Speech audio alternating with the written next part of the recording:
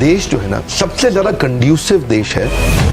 पिछले 10 साल में जितना देश बदला है उतना 100 साल में नहीं बदला होगा। आइडिया बहुत अच्छा भी हो और इरादा भी बहुत मजबूत हो तो भी चांसेस है कि आपका बिजनेस फेल हो जाए। कई बार क्या होता है, प्रोडक्ट आप ले आते हो, कस्टमर बोलता है अच्छा है लेकिन मुझको चाहिए नहीं। हम काका को सीईओ नहीं बनाते। Man power can make you super power.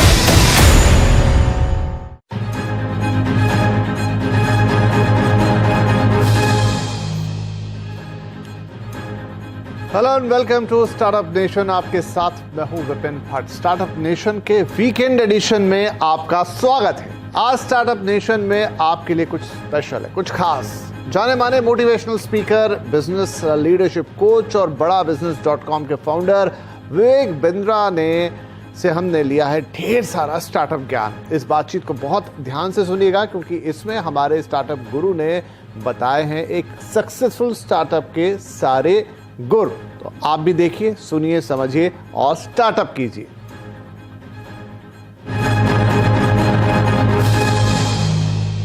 स्वागत कीजिए मेरे साथ डॉक्टर विवेक बिंद्रा का। सर बहुत स्वागत है आपका and we are really happy to have you on the startup nation. तो सबसे पहला सवाल मैं आपसे यही लेकर आता हूं कि जो इस समय देश का स्टार्टअप है या देश का यूथ है उसके लिए अपॉर्चुनिटीज के जो रास्ते खुल गए आज, क्या वैसा कभी पहले माहौल देश में था या वैसे कभी मौके देश में थे? स्टार्टअप पे जो आपने प्रश्न पूछा, आज पहली दफा ऐसा हुआ है कि कैपिटलिज्म विदाउट कैपिटल का जमाना आया है। ये पहली बार ऐसा हुआ है।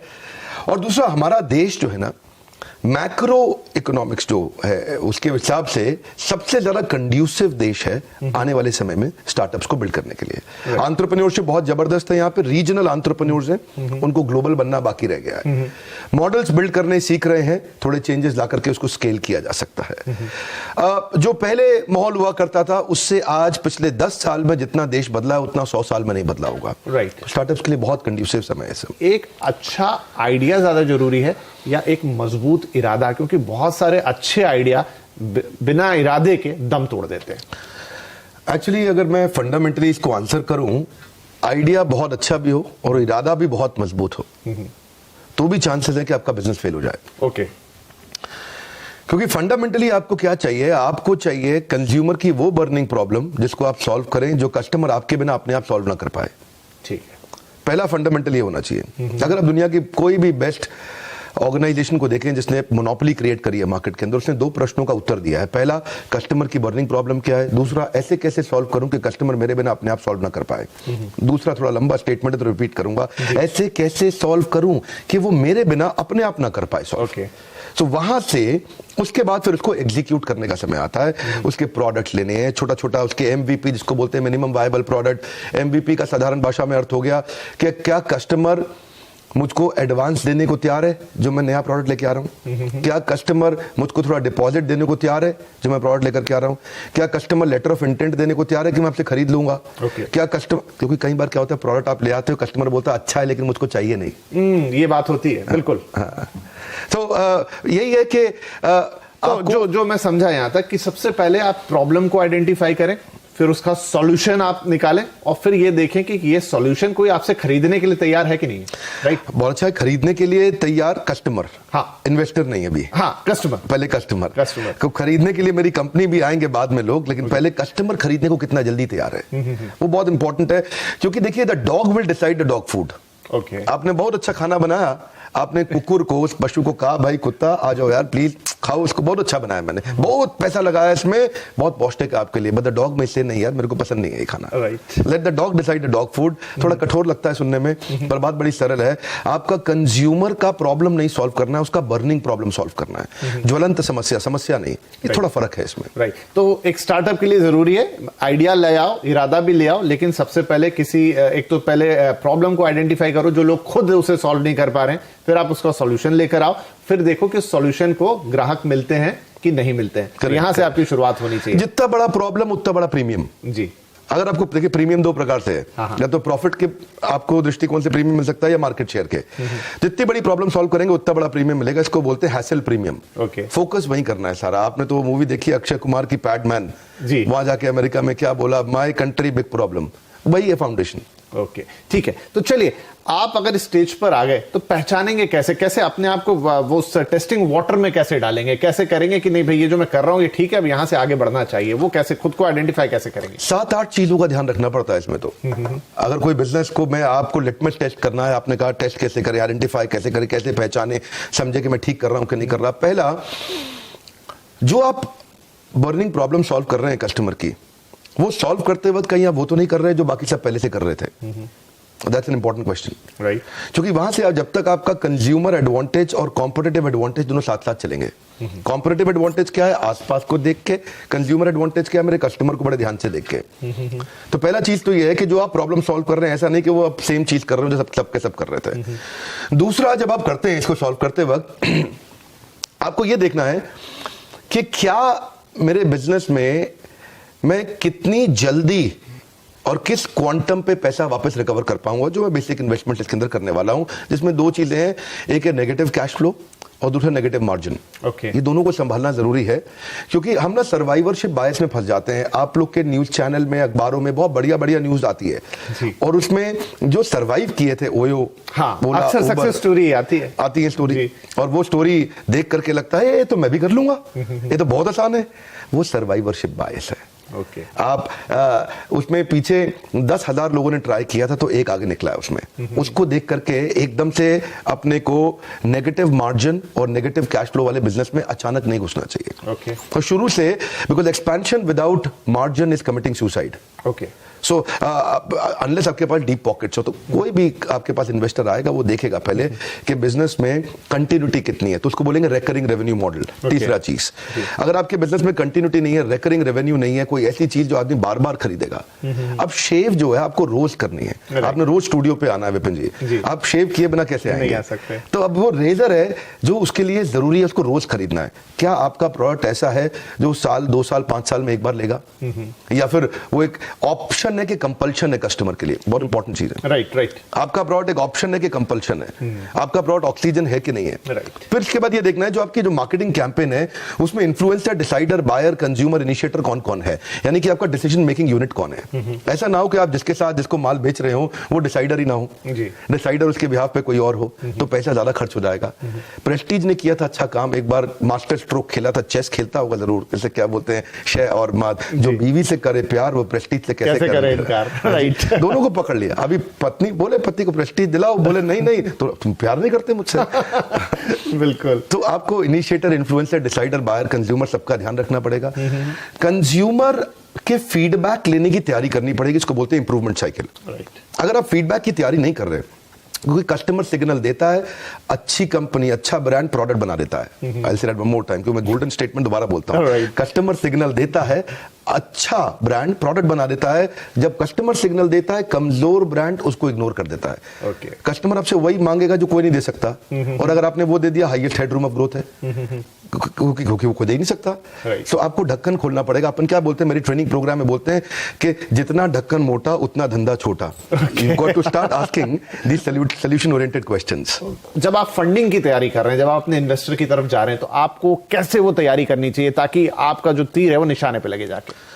बहुत अच्छा। देखिए, इन्वेस्टर के पास जाने से पहले कुछ चीजों को इंपॉर्टेंट समझना है आपको। इन्वेस्टर उस बिजनेस में इंटरेस्ट नहीं लेता जो ट्रांजैक्शनल है नेचर में। जिसमें माल दो पैसा लो, माल दो पैसा लो। अगर आपका बिजनेस का फॉर्मेट जीव जीवस्य जीवनम शास्त्रों में बताया गया है, जब एक जीव का जीवन दूसरे जीव के जीवन पर निर्भर होने लग जाए, जिसको बोलते हैं इकोसिस्टम। इकोसिस्टम तो हम रोज चर्चा करते हैं, आप बिजनेस न्यूज चैनल में करते हैं, हम भी अपने ट्रेनिंग में करते हैं। इकोसिस्टम का फाउंडेशन समझना जरूरी है। फाउंडेशन है एक जीव का जीवन दूसरे जीव के जीवन पे निर्भर कैसे करे, ताकि सब लोग इकट्ठे मिलकर उसको इवॉल्व करें।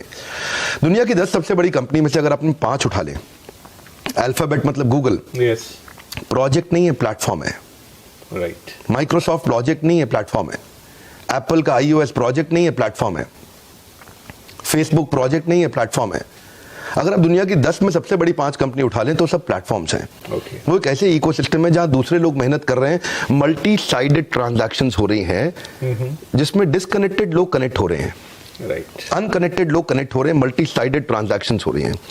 पता नहीं, ये शायद मैं साधारण भाषा में बोलने का प्रयास कर रहा हूँ उसको। जी, जैसे यूट्यूब है, राइट। मैं यूट्यूब पे इस समय वर्ल्ड का नंबर 1 एंटरप्रेन्योरशिप चैनल है, पर मैं सफल क्यों हुआ उसमें? बड़ी सिंपल सी बात है, यूट्यूब ने एक प्लेटफॉर्म बनाया, राइट। और प्लेटफॉर्म में क्या होता है, कंटेंट कंज्यूमर भी है, कंटेंट क्रिएटर भी है, कंटेंट पे एडवर्टाइजर भी है, और यूट्यूब खुद भी है। साधारण भाषा में, कठोर भाषा में क्या कहते हैं विपिन भाई, कि जुआ खेलने वाला पैसा नहीं कमाता, जुआ खिलाने वाला कमाता है, राइट। तो ये जो प्लेटफॉर्म क्रिएट करता है, हाँ, जो प्लेटफॉर्म क्रिएट कर रहा है ना, वही आगे जा रहा है। इन्वेस्टर ये देखना चाहता है कि क्या आपकी प्रेजेंस के बिना अपने आप आपका धंधा, आपका बिजनेस ग्रो कर रहा है कि नहीं कर रहा, क्या बाकी लोग मेहनत कर रहे हैं आपका बिजनेस ग्रो करने में, जो कि अपने आप ग्रो करे। जब ऐसे फॉर्मेट्स आते हैं तो इन्वेस्टर एकदम एक्साइटेड हो जाता है, अरे कुछ है इसमें, दम है, तो वो सुनता है उसके बाद। नहीं, बड़ी गहरी बात कही आपने। तो आप जब इन्वेस्टर के पास जा रहे हो, जो मैं देखता हूं स्टार्टअप नेशन पे कई इन्वेस्टर्स आते हैं, लेकिन वो मैं सबसे पूछता हूं कि आपके पास जब कोई आता है प्रपोजल लेके, तो आप क्या देखते हो?